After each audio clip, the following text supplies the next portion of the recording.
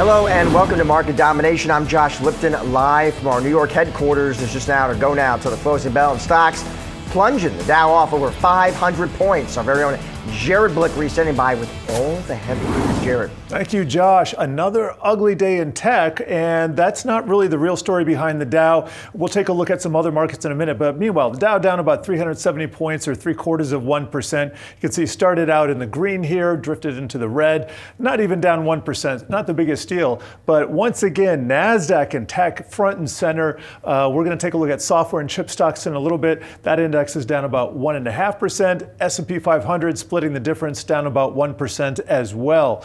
Also want to check in on the bond market after we had some big drops in the 10-year and 30-year yesterday. Another 7 basis points to the downside in the 10-year, 4.11%.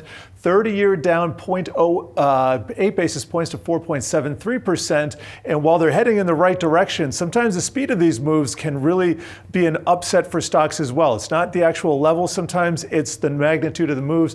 These are some really big moves right here, so we got to keep that in mind.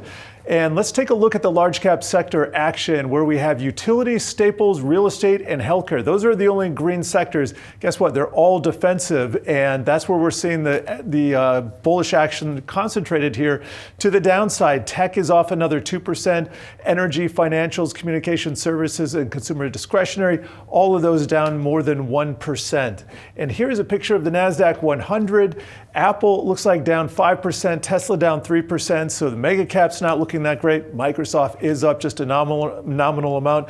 But let's peek inside the software industry where there's that big Microsoft gain. Oracle and SAP up 2, but not even 1%. Palantir down 4%, Cisco down 4, Shopify 4 or 7, and IBM 4. So some pretty big losses and some pretty big names there. And then in chip stocks, not the bastion of strength that we've seen lately. Micron and Western Digital and SanDisk, they're positive along with a few others, but check out Intel, that's down 3%.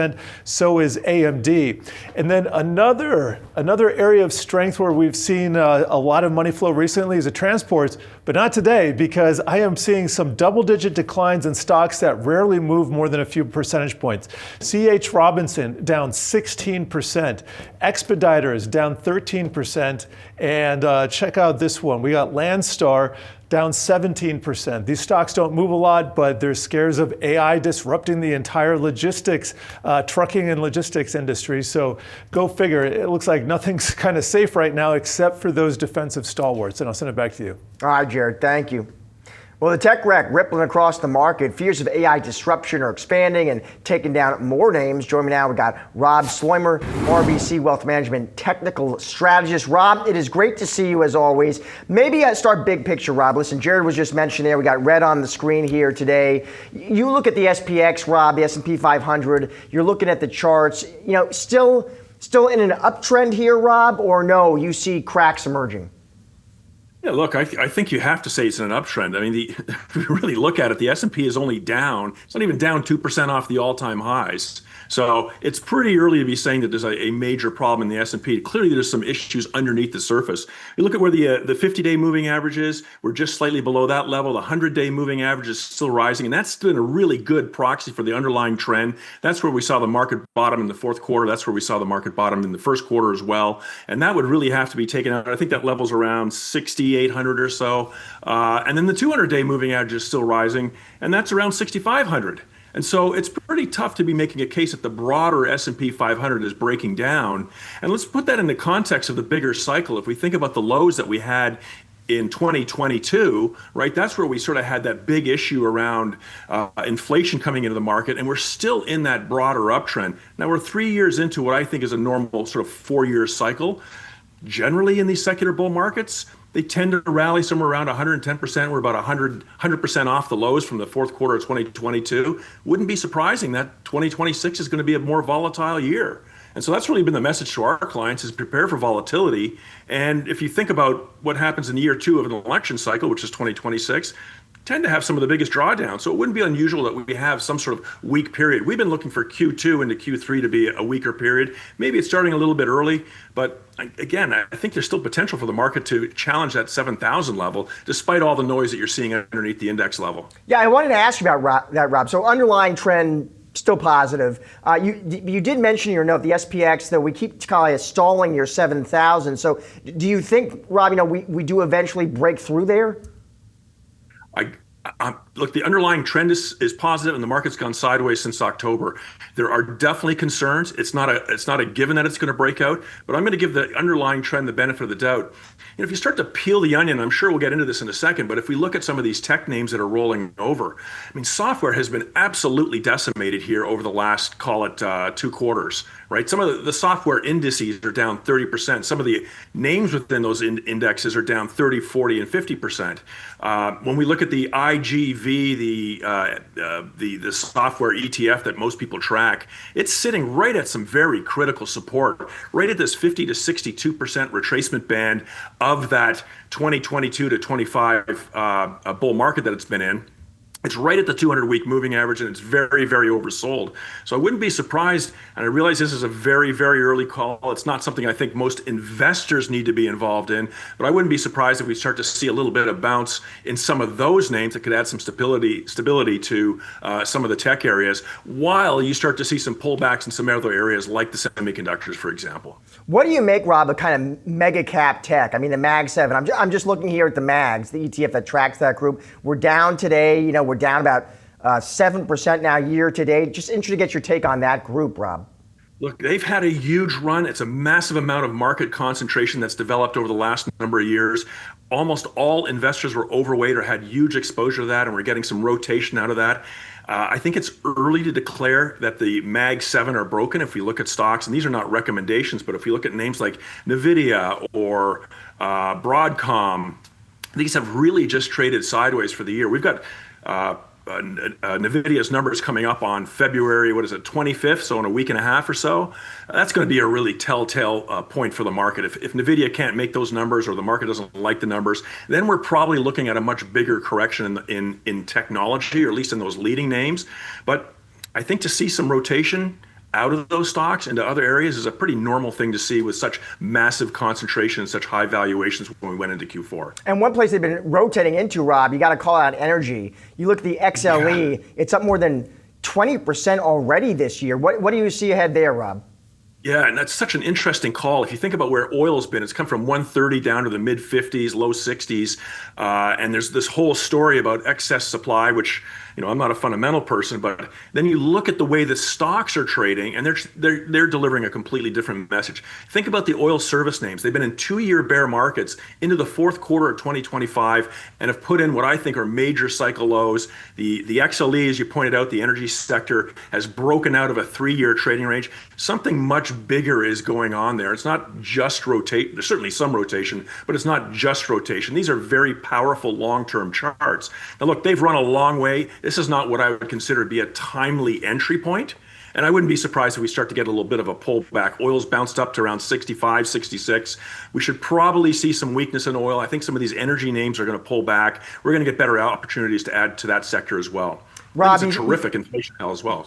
You expect the 10-year yield, I want your thoughts on this too, to stay above 4%, you're telling clients. What's the trading range you see there, Rob? Yeah, if you really step back and look at the long term, obviously we basically came from zero back in 2020 during the pandemic, and rates screamed to 5%. And 5% is such a critical long-term level. If you go back to the 1970s, when rates, or the 10-year bond yield, started to move up above 5%, that's really where the stock market got stuck in that stagflationary period.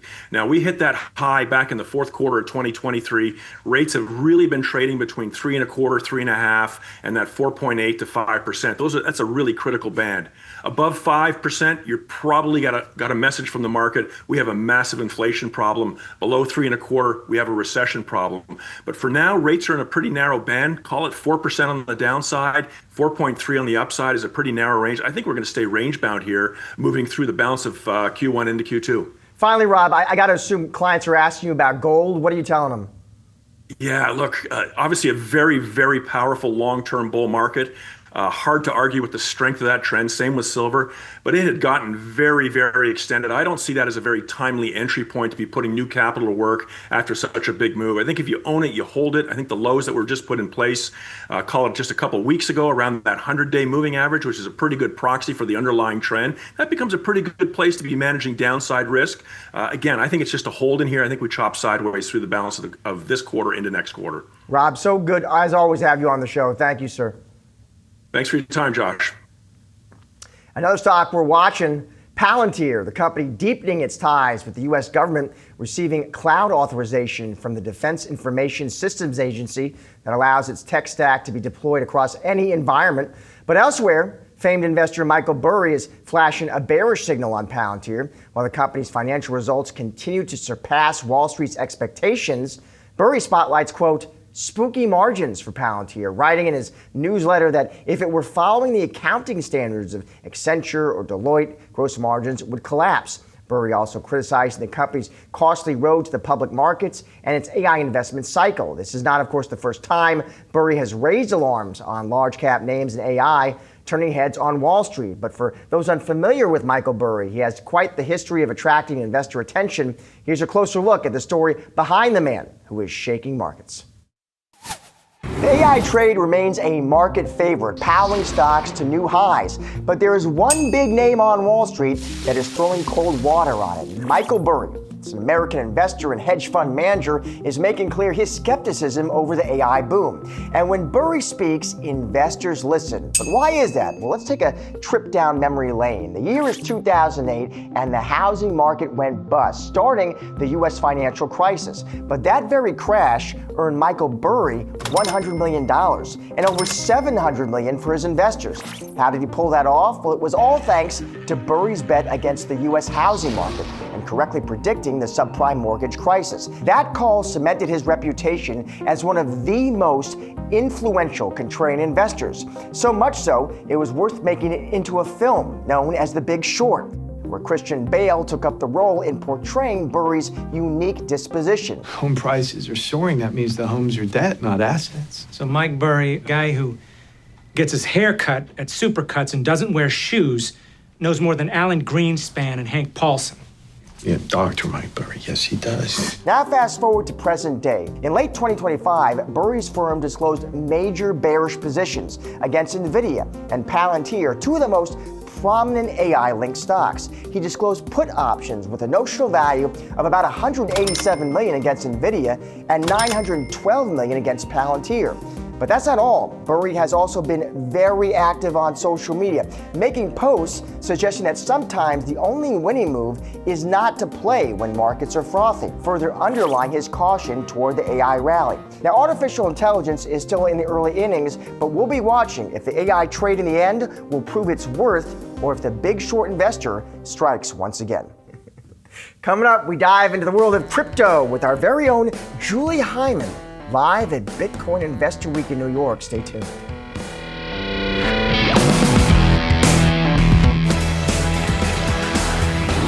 Bitcoin remaining under pressure as the crypto market takes a beating. Yahoo Finance takes a deeper dive into Bitcoin's seasonal trends in the latest installment of Stocks in Translation.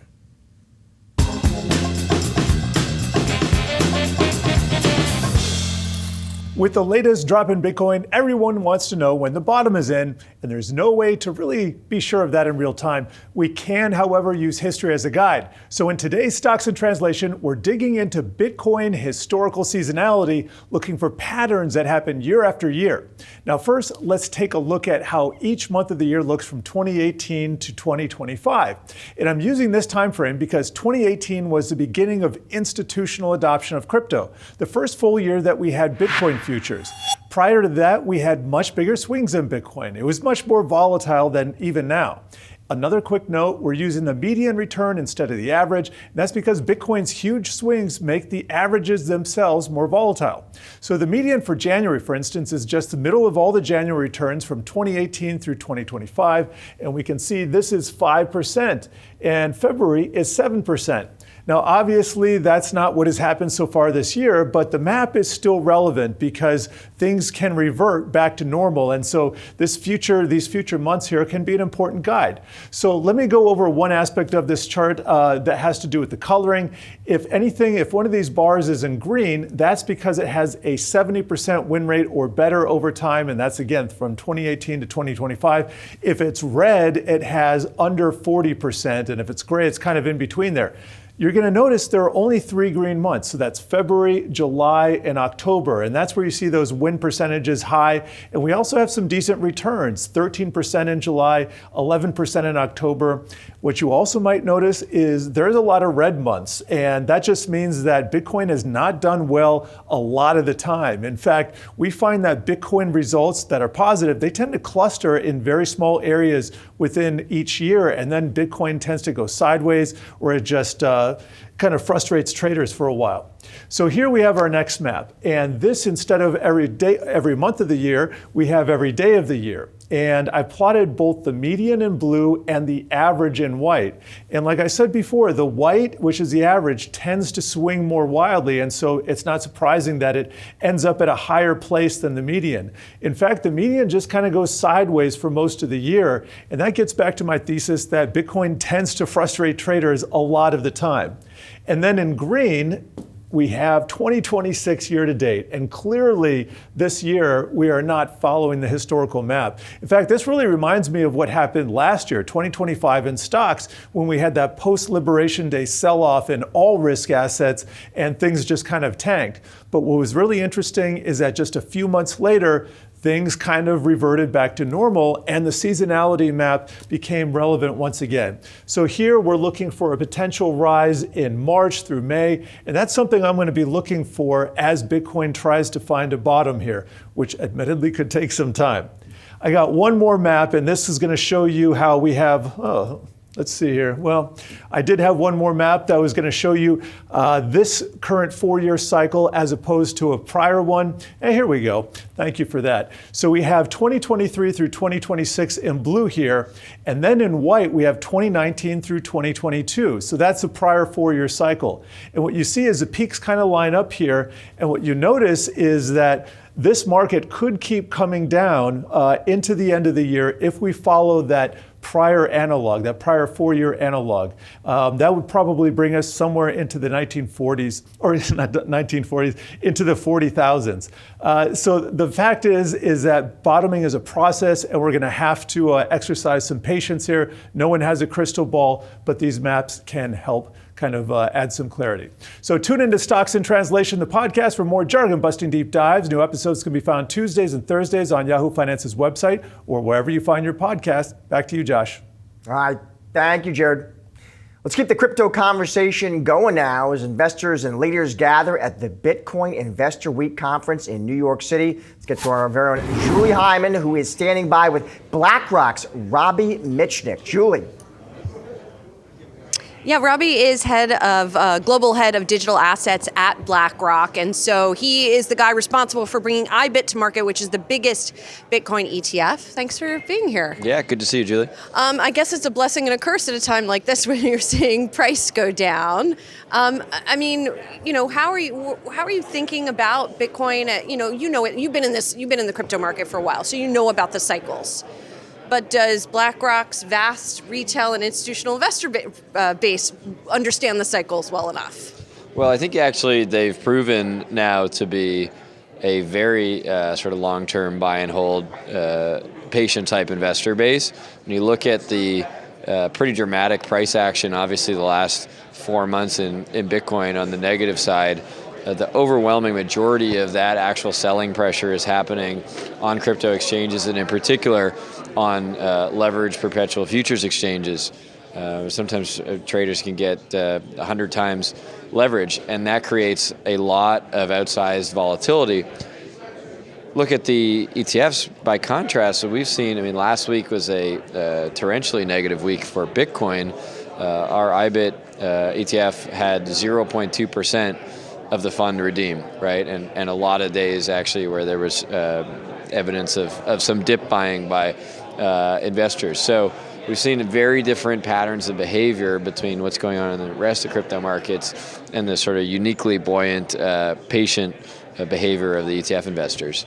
And that would maybe surprise some, right? Who are the investors investing in the ETF versus the folks who are on those other exchanges? Yeah, well, what we've seen, and this is part of the reason that these ETFs and IBIT in particular have been so successful, is that there is an appeal for slightly overlapping and also distinctive reasons across many different investor types, right? So that includes retail, it includes financial advisors, it includes institutions. And the fastest money segment in that investor mix is hedge funds, which are kind of high single digits as a percentage of IBIT and ETH AUM. And that's where we do tend to see when markets are up or down sharply, that money comes in or out faster. But when we look at the other segments, in particular retail, in particular financial advisors, that is a much steadier kind of quarter over quarter growth story that's not all that susceptible to whatever the price is doing. What's been interesting, and you just got off stage where you were talking at this conference with Anthony Pompliano. You said something interesting to me, which is that what's been happening in the market has sort of drowned out the traditional Bitcoin narratives, right? But is there also a chance that the Bitcoin narratives, that it doesn't matter? In other words, does price trump everything? Is price more important than narrative at a time like this? Well, narratives definitely matter, right? And they matter because they can become self-fulfilling to a certain respect. So if you look at, for example, the 4-year cycle narrative, I would argue that that's now already dead because 2023 and 2024, as were predicted, were big up years. But 2025 is supposed to be the third up year before a down year. 2025 was slightly negative. So I think that that cycle pattern is now dead. But you still see people. Were people trying to front run the 4-year? Well, I think cycle? that's exactly what happened to a certain respect. But now. You can see that even though in some manner that is no longer holding, there are many who are still talking about that 4-year cycle, and it can become self-fulfilling. I think for us and for many of our clients, we're much more focused on the fundamentals. Well, okay, what are the fundamentals? Yeah. Well, I think the long term. There's not a great understanding of that. Yeah. Well, the long-term story, right, around Bitcoin in particular, speaking to, is this idea of Bitcoin as an emerging monetary alternative, right? And the first to really gain widespread global adoption since gold and silver thousands of years ago. And its nature as a digital, scarce, decentralized asset that exists outside of any one country's economic, political, monetary, fiscal system, et cetera, right? So that tells a very different story from some of the short-term trading behavior, and that gets confusing for investors. But that long-term adoption trajectory, from the access that's been enabled, from fears over geopolitical uncertainty and turmoil, and in particular concerns around long-term US dollar debasement risks, that remains. Now, in terms of short-term, people are watching the Fed in particular, because no question, Bitcoin is inversely exposed to real interest rates, and so people are looking for signs of more monetary easing to come. This is what sort of people might find confusing, Robbie. For a long time, Bitcoin has sort of been billed digital gold, right? And yet we're coming off a period of time where, because of the debasement trade, to your point, gold has done very well until the recent volatility, and Bitcoin has not. Why hasn't Bitcoin been that debate? Why hasn't it been part of the debasement trade? And gold and silver have. Yeah. Well, I think what happened is actually Bitcoin front ran it. So Bitcoin was up over 100% in 2023. It was up over 100% in 2024, and it had this huge momentum in part because of the political regulatory climate. So it probably got a little ahead of itself, right? And gold and silver were much more muted during those periods. Now that they've caught up in some respects and had, both had a terrific 2025, gold and silver did, Bitcoin did not, because there was that front running in effect. And because so much leverage got built up, particularly in these levered perpetual futures markets, that ultimately there was a reversal in part of that. And so I think that now some of the overhang of speculative excess is being wrung out of the system, as it has to be before you can have a good, solid, fundamental rally resume. And what would be a catalyst for that rally? Or does it need a catalyst, or does this wringing out just need to be done or completed, whatever that looks like? Well, I think one focus for sure is going to be on the direction of interest rates. No question about that. And the other is, I think, where and when do investors start to refocus around concerns over the level of debt and deficits around the world and fears of monetary debasement, money printing, inflation, and general geopolitical instability. I think that is sort of the longer term story that's a little bit harder to predict in terms of timing.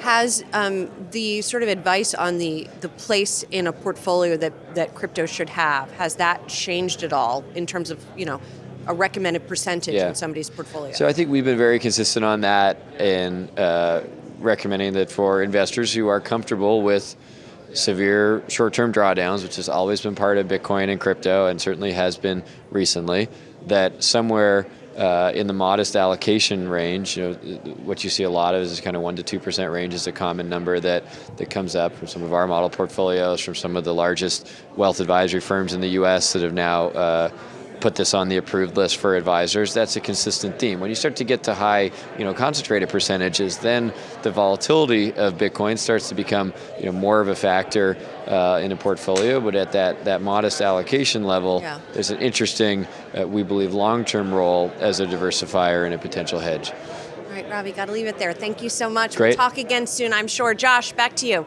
right, thank you, Julie. Bitcoin hovering near 66,000, and some crypto investors are growing frustrated over the disconnect between so-called digital gold and the real thing. For more, we're bringing in Yahoo Finance senior markets reporter Inez Ferre. Inez. Yeah, Josh, and as you just mentioned, Wall Street strategists are basically taking note of the fact that Bitcoin has been diverging from gold, and that Bitcoin is no longer serving as a type of digital gold. At least Deutsche Bank analysts recently noted that. And you also have had Sean Farrell of Fundstrat basically saying that investors have been growing frustrated at the fact that you have seen this sort of divergence between gold and Bitcoin. If you just take a look at Bitcoin, it's down now more than 2.5% with the overall market that's slower, really. But you're looking at Bitcoin at around 65.5. And if you look at year to date for Bitcoin, it's down more than 20% year to date. So if you take a look at gold, I'm just going to pull up the commodities chart so you can see gold, despite today gold being down 3% with the overall market, you're still looking at gold that is year to date up more than 14%. And that if you couple that with the gains that you saw last year for gold up 65%, and then meanwhile, Bitcoin just logged its fourth month of losses. So you do see this divergence in this idea that perhaps it is not digital gold, or at least it's not been acting like digital gold over the last several months, Josh. Inez, while we got you, about gold, under some pressure today in today's trade. Inez, what do you see there? Yeah, look, strategists are saying that you could be seeing some selling of assets that have done well so far. I mean, we had volatility in gold at the end of January, beginning of this month, but nonetheless, it is still one of these assets that is up year to date. So perhaps with this overall market, there may be some margin calls. And so you may have traders that are selling some of their assets that have done better. You also had a report from Bloomberg talking about the Kremlin that had sent a memo, or that has a memo about a possible embracing of the U.S. dollar as part of a possible agreement between Washington and Moscow. And so that sent the dollar up a bit. And so that therefore would put pressure on commodities like gold, for example, especially when you talk about so much about gold being a debasement trade and other countries trying to get away from the U.S. dollar and going into gold. So that may be part of it. But overall, you are seeing the market overall that is lower today. All right, Nez, thank you. Thank you. Coming up, crypto industry investor weighs in on the recent sell-off in Bitcoin. That's next on Market Domination.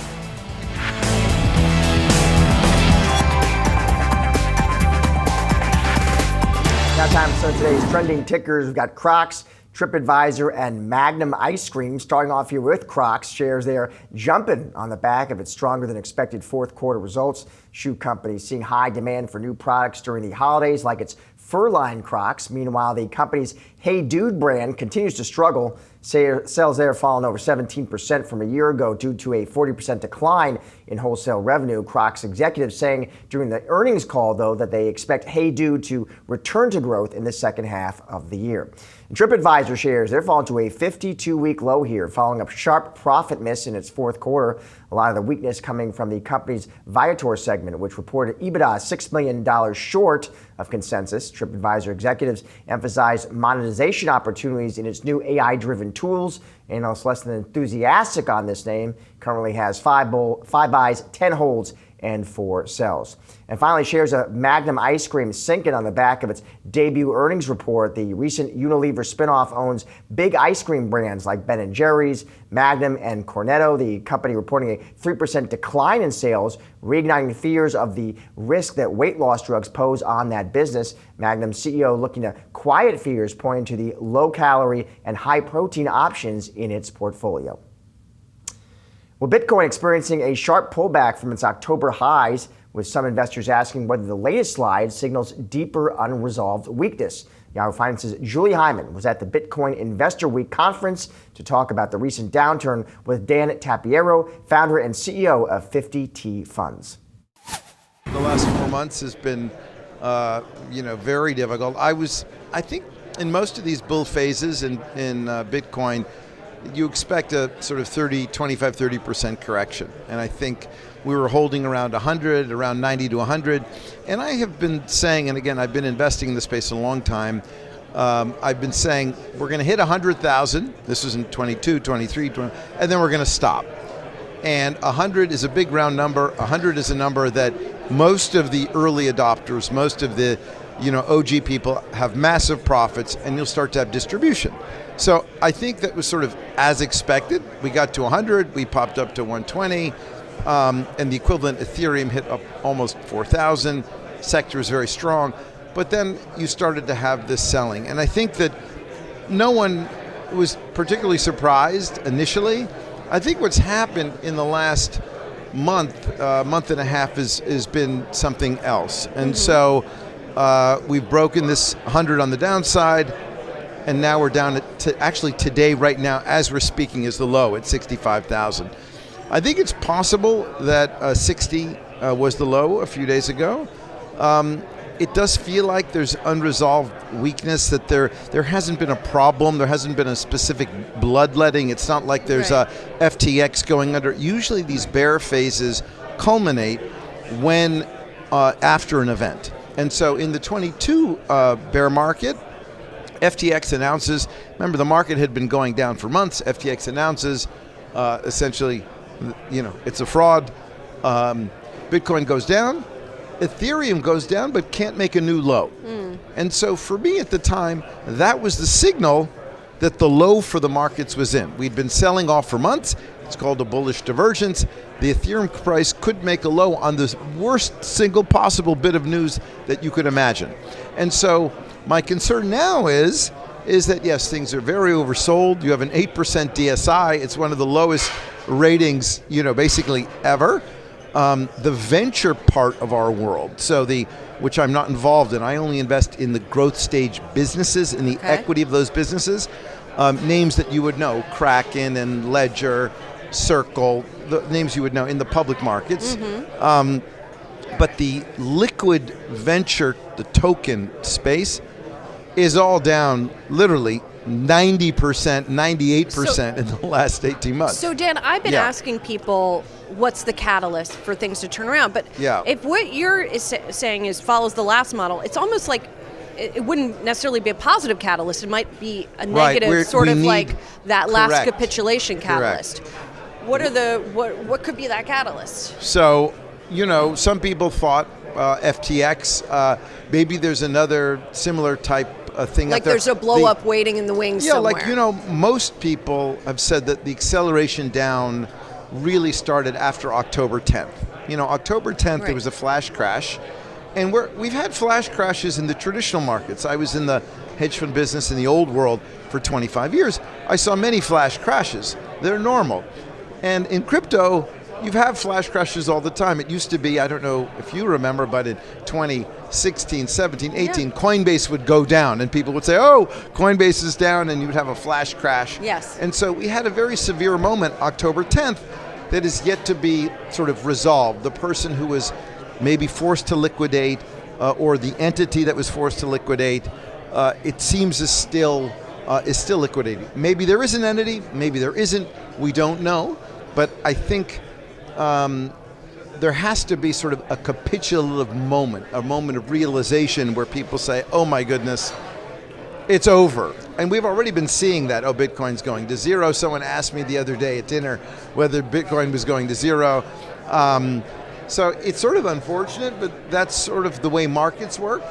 And unfortunately, with this specific crypto blockchain market, you have a lot of individuals, a lot of retail, of non-professional investors. But you also have a lot more now professional investors. Just now, correct. So That's very new. I'm curious your take as somebody who's been in both worlds. Yeah. You know, everybody wanted the institutionalization. Correct. Be careful what you wish for. Right. Maybe. Right. So I mean, is it more? Has it turned out to be a good thing? Well, the sort of absolutely. financialization of the system. Yeah, absolutely. I mean, it's the maturation of the Bitcoin and Ethereum assets. I think Bitcoin, ETH, and Solana are the core assets of the space, and Solana's sort of transitioning, but definitely the first two. And I think everything else, maybe you could argue Ripple, but that's a little bit of a different one, is a venture project. These are venture tokens. It's a venture project. These aren't established assets. I think what's happened in the last 18 months with the advent of the ETF and now these companies that are holding Bitcoin and ETH and the DATs has been really the acknowledgement that these are instruments that are assets that need to be part of your asset allocation in your fund or in your portfolio. And so that's a very important a shift. And there's hundreds of trillions of dollars that if it decides it wants to have 1% to Bitcoin, they'll go to, either they'll go to Kraken and open an account and get it, or they'll just do the ETF, whatever suits them. But I think the acknowledgement, for years and years, we were fighting the fact that, Bitcoin is a fraud, Bitcoin is a fake, Bitcoin. I think all of that discussion is over. I think there's a stamp of approval that it is an institutional asset worthy of an allocation. But along with that comes some very, very smart players who are very aggressive on both sides of the market. So you have to understand they don't seem to be very aggressive the hedge on the funds, buying side of the market on the right hedge, now. The $4 trillion of money that is in the hedge fund world, aggressive shorting is very normal. And so I've seen it in some of the stocks that we've owned. We have companies that IPO'd where our stock has been locked up. Right. And I'm pretty sure the hedge funds have come in and they short the stock into the lockup, into the end of the lockup, right? There are all sorts of, very intelligent and legal, very intelligent games that professional investors play when they're involved.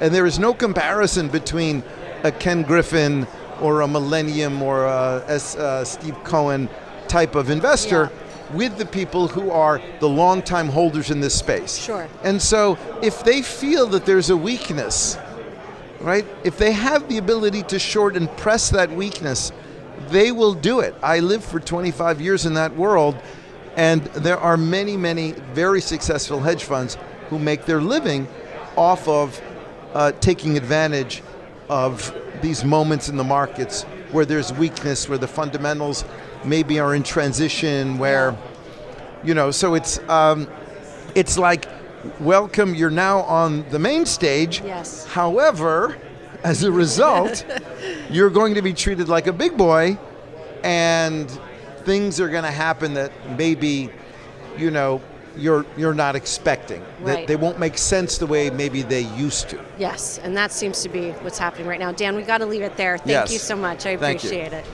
Coming up, an economist explains why the global economy could be headed for a doom loop. That's next on Market Domination.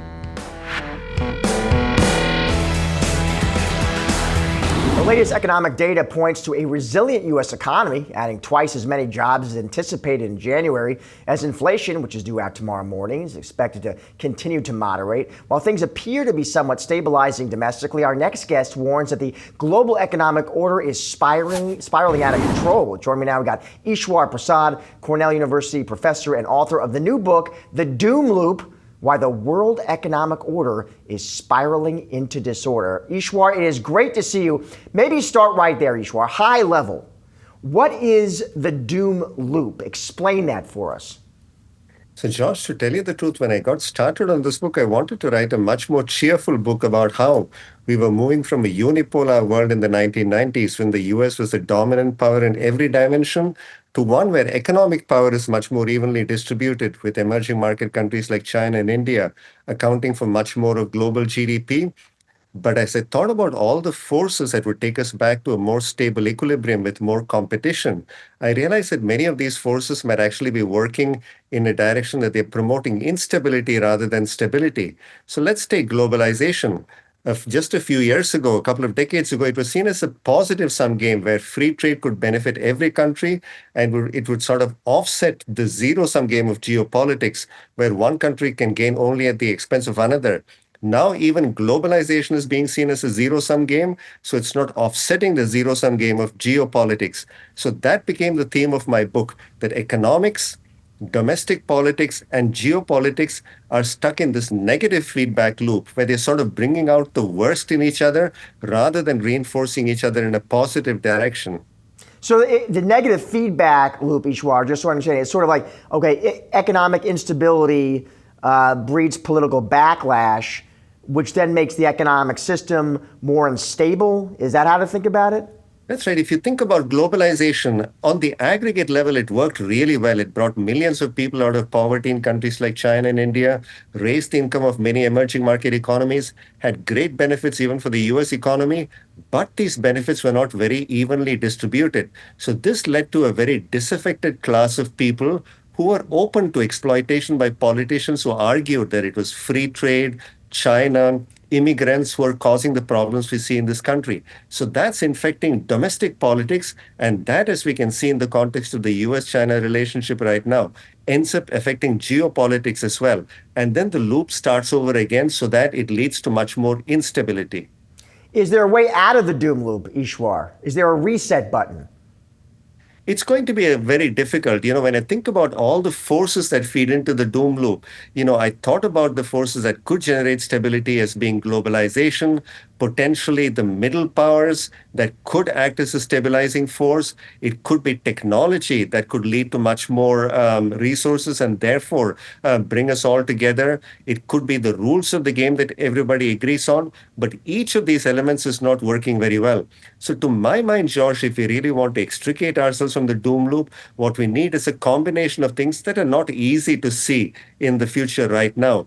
We need much more engaged, citizens who see themselves not just as citizens of our nations with our short-term interests, but really who see shared prosperity as a way forward. We need better community, business, and economic leaders and national leaders who can help us see beyond our short-term prejudices. But most importantly, Josh, we need institutions, domestic institutions like the rule of law, a free and fearless press, an independent central bank, checks and balances. And we need better rules of the game at the international level. We need credible institutions that are seen as fair and transparent and that can make sure that all countries play by the same rules of the game. The problem, though, is that right now we are seeing these very institutions, both domestic and international, being shredded before our eyes. And that's where we need to start the rebuilding process.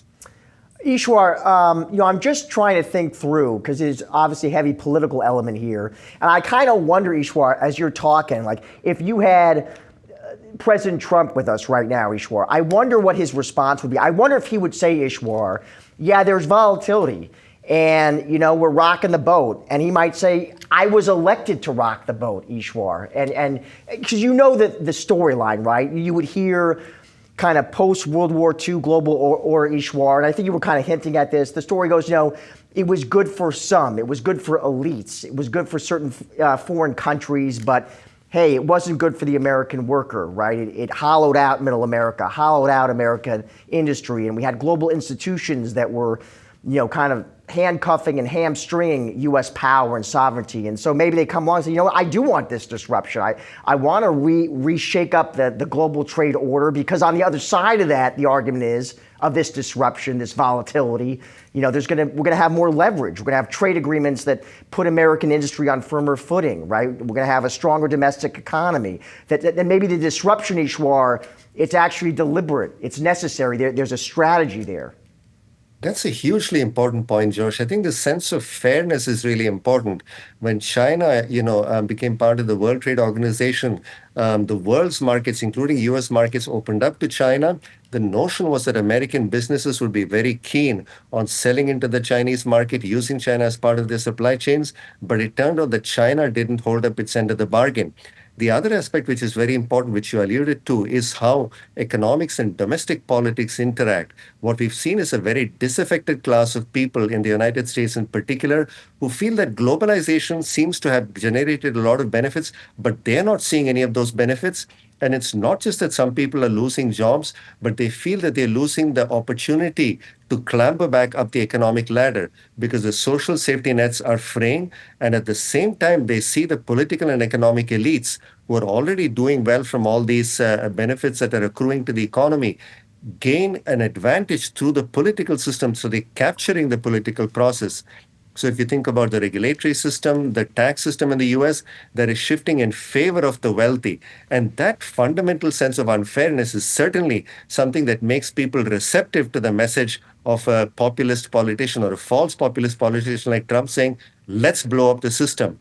I don't think that's the right approach, but certainly it has a lot of merit. And we need to think about the dynamics that got us to that point. Eswar, let's end here by bringing it all back to investors. Eswar, they're listening to this, right? What are they to make of this in your new book, Eswar? How should it kind of impact and influence where and how they commit capital? Instability, I think, is going to become the norm, George. That's a very important theme here. But there is still money to be made. And the doom loop is not inconsistent with things happening very well at the aggregate level. The US financial markets are doing well. The economy seems to be doing okay. So there is a legitimate question, where is the doom loop? But I think economic growth, productivity growth, and financial market performance is getting heavily concentrated in one part of the economy, and it's leading to much more uncertain outcomes. So I think even at a time like this, rather than chasing the stocks that seem to be doing very well, I think diversification remains the key. And that is a very broad theme, both in terms of geopolitical relationships, economic relationships. I think diversification is important. And even for retail investors, that core principle, I think, becomes even more important at a time of instability like this. Eswar, fascinating conversation. Congrats on the new book. Thank you. Thank you, Josh. We're wrapping up today's Market Domination. Don't go anywhere. We've got you covered with all the action following the closing bell. Stay tuned for Market Domination Overtime.